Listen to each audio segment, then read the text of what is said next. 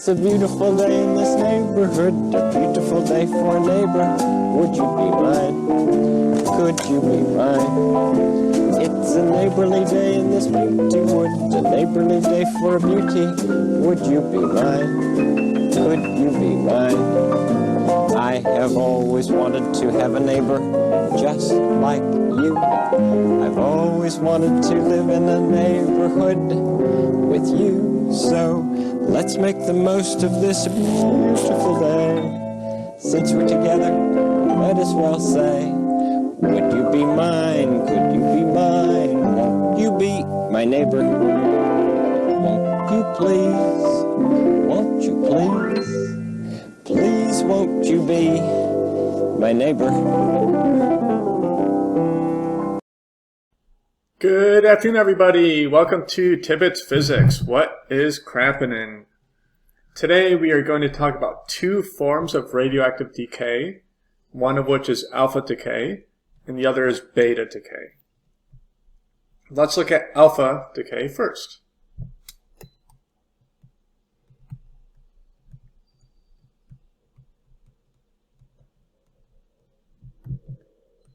Alpha decay is when an unstable element is going to decay into a more stable element and also lose 2 protons and 2 neutrons in the form of an alpha particle, which is in similar structure of a helium atom. So the atom we start with, we'll call the parent atom, decays into a more stable daughter atom,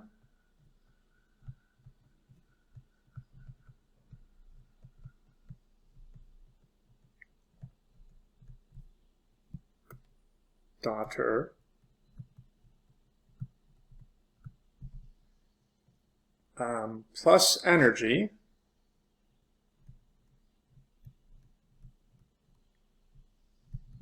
by losing 2 protons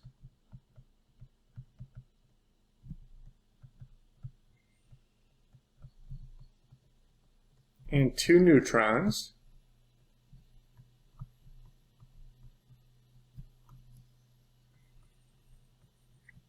The 2 protons and 2 neutrons are going to be our alpha particle. And that alpha particle is the same thing as helium atom with 2 protons and 2 neutrons. So an alpha particle, again, 2 protons, 2 neutrons. This could be found in your chemistry reference table on page 7, where we have an alpha particle is 2 protons, 2 neutrons, symbolized by helium-4. So what we're going to do is first determine what the daughter atom is, if I can spell it properly. And then we'll determine how much energy is lost during that decay process. So let's look at number 3A from your practice problems. 3A says determine what the daughter element is after the decay process. We're starting with uranium-238 with 92 protons. That's going to decay into some unknown daughter element, we'll leave it blank for now, plus an alpha particle, and we can also say plus energy. To determine what the daughter atom is, let's represent the alpha particle's helium-4. So we have 238, protons and neutrons. Let's start that over. 238, 92 protons, uranium, decays into some unknown elements, plus helium-4, plus energy. The number of protons has to remain the same. So if it lost 2 protons, that new element must have 90 protons to get 90 plus 2 equals 92. And then if it lost a sum of 4 protons and neutrons, we want this to stay balanced. So 238 minus 4 gives us 234. And then we can look in our chemistry reference table to see that we get thorium is our daughter particle, based on the fact that it's 90 protons. So the daughter particle for 3A is thorium. Okay, let's look at 3B. Calculate the released energy in mega electron volts from the following alpha decay process, where thorium, radium, and alpha have the given universal mass units. In the decay process, we're told, is we're going from thorium with 90 protons and neutrons, and 90 protons. Thorium is going to decay into radium, 86 protons, 226 protons and neutrons, plus an alpha particle, plus we know energy. And what we want to do is calculate how much energy is released. To do this, we're going to use a formula similar to our mass defect. And basically what we want to calculate is the change in mass from the thorium atom to the radium atom plus the alpha particle. So the change in mass, if we want to make a generic formula, is the mass of the parent minus the sum of the masses of the daughter plus the mass of the alpha particle. And that'll be our mass defect, or the energy that's released. So if we look at the numbers given in the problem, the mass of thorium is 230.033134 universal mass units, minus the mass of radium, the daughter atom, 226.0254, 098 U's, and then plus the mass of the helium atom, or the alpha particle, 4.002603 universal mass units. We plug that in our calculators, and we get a change in mass to equal 0.0051212 U's. And to calculate the energy, we'll go from universal mass units to MeVs, 931 mega electron volts per 1 universal mass unit. That gives us 4.77 mega electron volts. And that's the amount of energy that's released when thorium decays into radium. The next decay process that we're going to look at is beta decay. And there are 2 forms of beta decay. There's going to be beta plus and beta minus. Let's look at beta minus first. Beta minus is when a neutron of the parent atom is going to turn into a proton,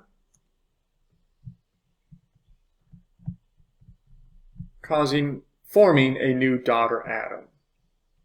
Now if we look at the nucleus of an atom, a neutron is made up of quarks, and those quarks of a neutron, so we're going to look at zoom in on a neutron, we have an up quark, a down quark, and a down quark. So up, up, down is a neutron. What happens is that one of those down quarks converts to an up quark. So we now have an up quark, a down quark, and now an up quark. And that then creates a proton. So that's how beta minus decay works. When a neutron turns into a proton, all that happens is one of the down quarks turns into an up quark. So let's look at this symbolically. We have one neutron. We'll look at that in our parent atom. That's going to decay into a proton. But we have to have a conservation of our protons and neutrons. So we start with 0 protons and we end up with 1 proton. To cancel that out or balance it, so to speak, it also has to release an electron. An electron, we could represent it by -1 as its elementary charge, and it has 0 protons and neutrons. I'm going to get rid of the minus sign so it doesn't look like a bar above it or an anti-electron. So let's put on the side E -1, 0 is an electron. Now the other thing though that we have to take into account is there is going to be a balance of, or a conservation of the electron-lepton number. What that means is beforehand we just have a neutron, which means that there are 0 electrons or leptons. On the right side, to balance the equation, we have to release an electron, which is a -1. And in order to balance the electron-lepton number, we have 0 and then 1 electron-lepton. We have to add another particle, and to balance the electrons, to make it 0, we have to have an antiparticle. And in this case, that antiparticle is going to be an antineutrino, which has 0 protons, 0 electrons, 0 neutrons, so 0, 0. So this symbol is an antineutrino. Specifically, it's an anti-electron neutrino. And we could pronounce it with the Greek letter nu. So for beta minus decay, a neutron turns into a proton, but to balance that equation, we have to also eject an electron. And then to balance the number of leptons, we have to add an antiparticle, in this case an antineutrino. So that's beta minus decay. Beta plus decay is going to be the opposite. This time, a proton will turn into a neutron.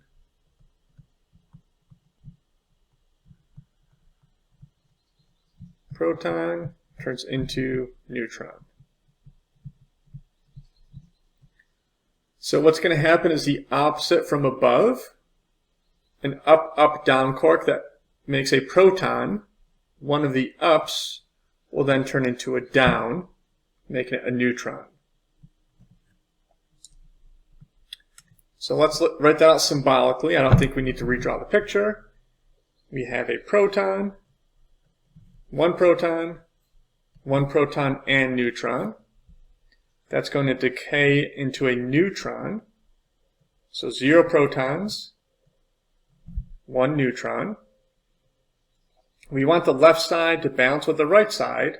Notice on the right side we don't have any protons. So we also have to, the proton also has to decay into a positron or a positive electron. So plus, a positron is an E with a bar above it. That'll be +1 and 0. But then to balance the electron-lepton number, we also have to have a neutrino. So plus a neutrino.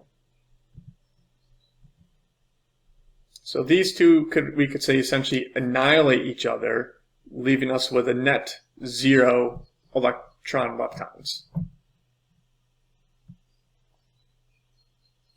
We could look in our chemistry reagents reference table, and we'll see a beta minus is right here, symbolically with electron of -1, 0, and a beta plus, which has a positron. The positron has a +1, 0, and there should be a bar above it to represent a positron. Let's do a couple practice problems together. Number 4 is for beta minus. It says, what does carbon-14 decay into when it goes through a beta minus decay? We're starting with carbon-14, 6 protons. For beta minus, we know that we are going from a neutron decaying into a proton. So we're going to lose a neutron and gain a proton. We also know that it decays into an electron, so E -1, 0. To balance that lepton electron, we have to add an antineutrino. And then we want to figure out what our daughter atom is. Notice if we look at the sum of the protons and neutrons, they stay the same. So that will remain 14. And then if we look at the sum of the protons, for beta minus decay, a neutron is decaying into a proton. So our bottom number has to be 7. And we look that up in a reference table, and that's nitrogen. 14 plus 0 plus 0 gives us 14. 7 plus 0 plus -1 gives us 6. So our equation is balanced. Number 5 is a beta plus decay. What does magnesium 23 decay into when it goes through beta plus decay? So we have magnesium 23 with 12 protons. It's going through a beta plus decay, which means it decays into a positron. And to balance that positron, it has to also decay into a neutrino. And then we want to figure out what the daughter particle is. So again, the top numbers, the sum of the protons and neutrons stay the same. It's 23. We're doing beta plus decay, which means a proton is turning into a neutron. So we're going to lose a proton, which puts it at 11, and that gives us sodium. 23 plus 0 gives us 23 and me. 11 plus 0 plus 1 gives us 12. All right, the last type of decay process is just a combination of alpha and beta decay, and that's called gamma.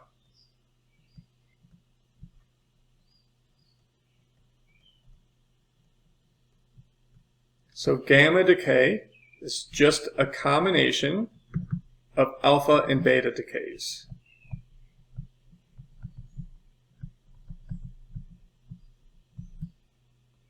And they could be either beta plus or beta minus or both.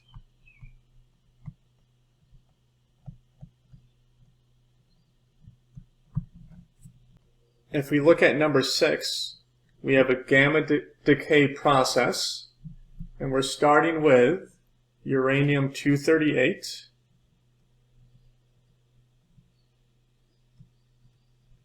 And that decays into peanut butter, or as you like to call it, lead, 206, with 82 protons. And we want to determine that it indeed does this through a series of alpha and beta decays. So I'll read the decay process. We're not going to go through all of them for the sake of time, but the decay process to go from uranium-238 to lead-206 is alpha, beta minus, beta minus, alpha, alpha, alpha, alpha, alpha, beta minus, beta minus, alpha, beta minus, beta minus, alpha. So let's go through the first 4 or 5 sets of decay. The first one is an alpha decay. So we're starting with uranium-238.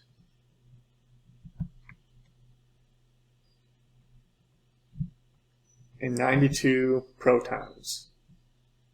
Alpha decays when the parent atom decays into helium, or an alpha particle, represented by helium, plus a daughter particle.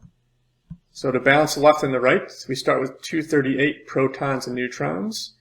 We end up with 4 plus 238 minus 4, so 234. And then 92 on the left side. So we have to have 90 protons, because 2 of those went to the alpha particle. And that's going to give us thorium. That's our first decay. The next one is a beta minus. Our new parent atom is thorium-234 with 90 protons. This is a beta minus decay, so that means we have an electron.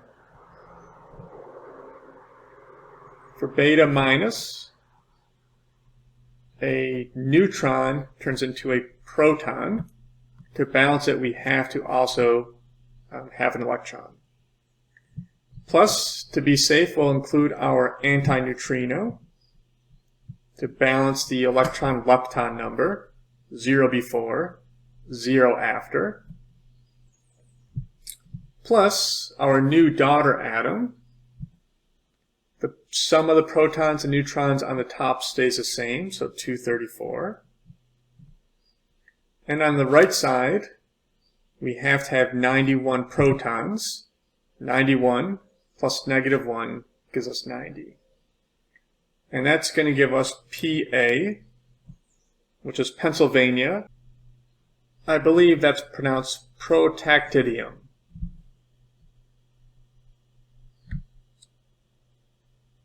The third decay is another beta minus, Pa234, 91.